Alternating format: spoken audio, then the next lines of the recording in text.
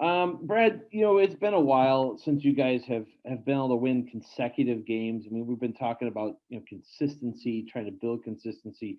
Just how important would it be is the result? I know that's not everything, but can that help in that regard to get the results that you want in consecutive games, get a couple wins here? Yeah, results are important. We know that. But I'll continue to just say this. It's how we win and how we lose, I think, is real important too. The game against the Rangers, how important that how we respond was, to me, more important than the win. And again, I'm not foolish. I understand that we're there to win the game, but we did things the right way in a lot of different areas, in the areas that we've been challenging guys in our team to do. So, it was a very even game through two periods. Their chances were, I think, 10-9 each. And, obviously they pressed there in the third and they came at us, and Corby was huge. So, but we stuck to the plan. I think guys were trying to be more assertive, more physical, stay within our structure, all the things that are important to winning. And we found a way. So, yeah, I think tonight coming in, it's going to be, presents a whole different kind of challenge here. Be the first time that we've played in a building with no fans. It's just different. There's a whole different feel, especially a building like this where the energy is usually very electric. It's such a fantastic building to play in as a road team. So, there's going to be a period we're going to have to figure it out and stay focused and create your own energy. So we're looking to do things the right way again. Is really important, and then hopefully that ends up in the result that we're looking for. Is the hope that going through what you guys went through last year as a league and as a team, you guys went through this before with no fans, like in Chicago, I'm thinking of, especially big building. Can that help maybe tonight, the fact that these guys have been through this before? Well, you hope so. It's not foreign to a lot of guys. I mean, other than, the Cylinders and Chinnikovs, they haven't been through it, but most of the guys have been through this. So it just hasn't been this year. It's just going to feel a lot different when you start hearing the sounds of the game super clear. You can hear the chatter on the ice. You can hear the refs talking to players. It's a bizarre feeling, even for coaches. It's such a different feel. So yeah, they've been through it. But the main thing is having a focus and a real opportunity to create some energy for ourselves here and how we approach this game. So that's what I'm looking for. And it's we're looking for a good start, obviously, here also. Yeah. David Savard ruled out for this game, didn't play last night. He's going to miss 8 weeks. I mean, did you watch the Stanley Cup Final? Did you see him hoisting the cup? I don't think I've ever asked you about this before. I mean, I know how much he meant, to the Blue Jackets. Was that a nice thing to see him, get rewarded that way? It sure was. And I came in the league with Savvy, that, way back in Springfield. So, you have these ties to these guys, and you've gone through a lot of battles with them and some ups and downs and everything in between, from the minors to the NHL. It's a proud moment. It is. And to watch another team hoist the Stanley Cup is really hard. I've generally never watched the finals right to the end. I always turn it off because it's a really hard thing to watch. It's kind of my own issue, I guess. It's something you want so bad, and it's to see that it's a pit in your stomach. It doesn't feel good. But I knew in that series, Andy was part of that, the Montreal team. You had Savvy, guys that we've been around. Someone's going to win it.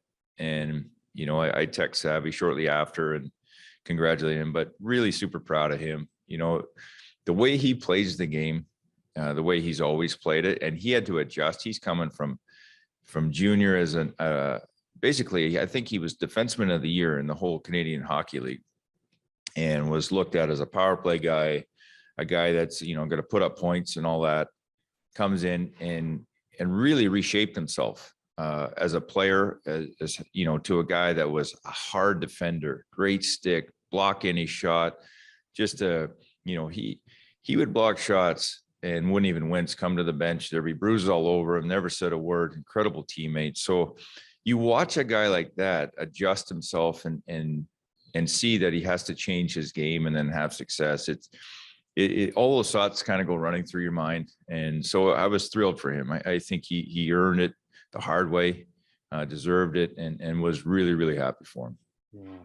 Last thing I got for you is just lineup stuff. Do you have any updates on who's playing, who's in, who's out, who's starting in that? Yeah, all the same bodies he'll be in. Corpy will be starting tonight.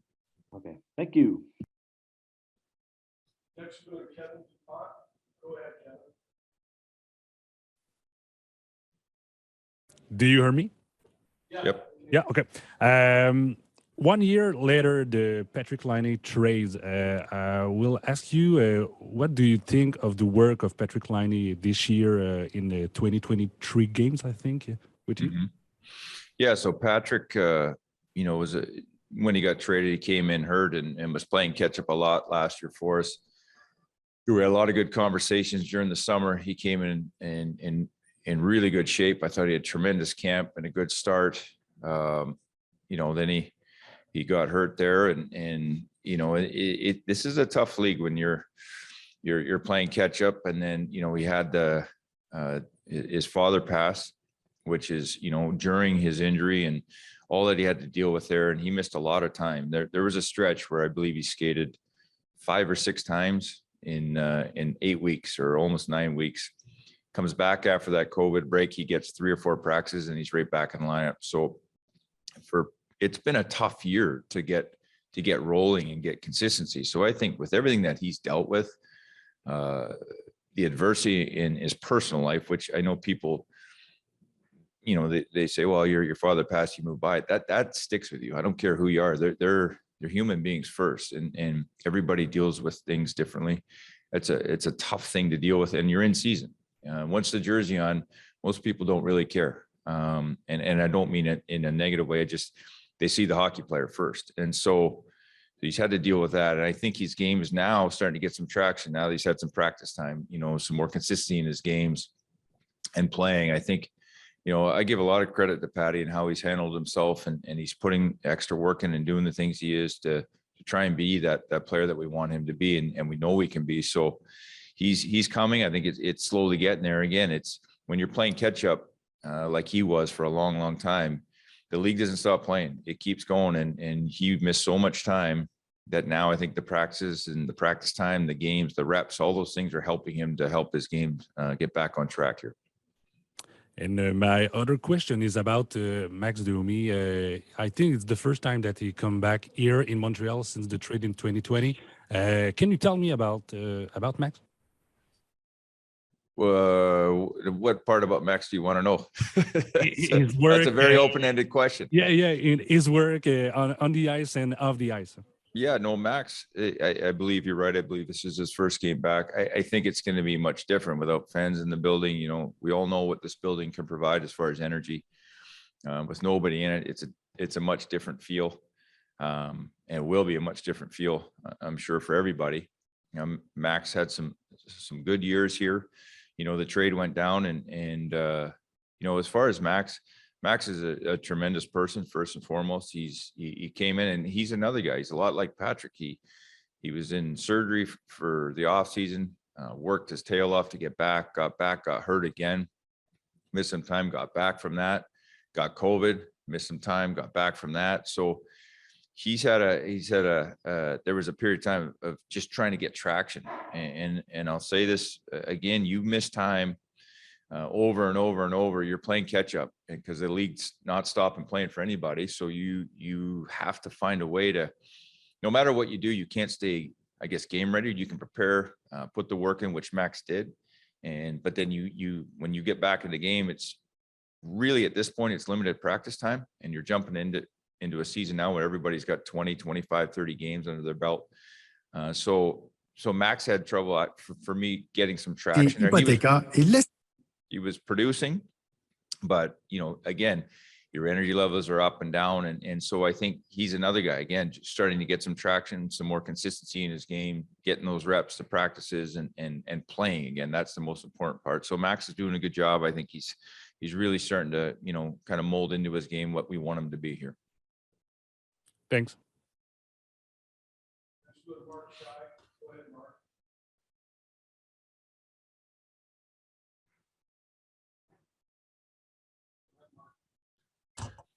Yeah, I want to ask about your defense, Brad, just because we're halfway through the season. You've had a lot of mixing and matching guys in and out of the lineup. How do you feel like that the unit overall is progressing? Are you seeing the development you want to see? There's a lot of room for growth. There's no question. It's coming. I think some guys have progressed faster than others. And again, we go back to some of these situations of injuries and different things that have happened. We knew our back end, there was going to be some opportunity and some guys that are going to be getting more minutes than they've had ever before. And it's always interesting to watch how that works. Some guys thrived early and maybe have faded. Some guys didn't have the start they wanted and now have kind of taken the reins here. So as a defenseman in this league, that's the toughest position. There's no question. Centerman and defenseman, the D-men at this level, when mistakes are made, it's going in the back of their net or a grade A chance. When you're a winger, you got opportunity, you got layers behind you to help you out. So these guys are learning on the fly. And there's a lot of guys that had opportunity. You look at from Carlson, we've had Bayreuther in there. You got Boquist, and Bean has had much more opportunity he's had when he was in Carolina. Bo's been in our top four plenty of times. Andrew Peak, who was, he was a guy outside of our lineup, now is playing in our top pairing. So everybody's in their development. It's gone up and down, I think, at different times. And, the whole thing is trying to get it together here. And we're about halfway through the season, and you want to see some consistency in that. And again, that's one of the hardest positions to get consistency. And we're still working at it. I think there's better in a lot of these guys, but I think they're learning on the fly. It's not a lack of try. I think they're all trying to do the right things, but sometimes it's trial by fire, and you're playing in some serious roles when you're playing the top pairing and you're playing against the top lines every night. That's much different than in and out of the lineup or playing in a 5-6 role. So guys are feeling it. They understand it, not just the amount of minutes, but the minutes you're playing against the opponent. That's really the big difference for me. So learning how to manage that and understand what that takes to be in that position. So we're still not there. I don't think in a lot of these guys, but they're coming. I think they're growing and they have their ups and downs. Thanks, Rock. Lars, this month has been filled with some big highs and some big lows. How important is it for you in these last two games before the break to finish it off with some consistency and feel good about yourself as you hit the break? Well, I'm worried about tonight. I'm certainly not looking past tonight because, you start doing that, you get in trouble. Consistency is one of the biggest things in the NHL. And I've said it 1,000 times, not just to you, but to them also. And what that looks like, the sacrifice, the commitment to your preparation, to your sleep, to what you eat, your practice habits, all those things. And when you're a young team, like we are, I think sometimes you forget, and then how hard it is at this level. Every night, there are no easy games in this league, and you show me the easy game and I'll show you the fool, because there's no easy games.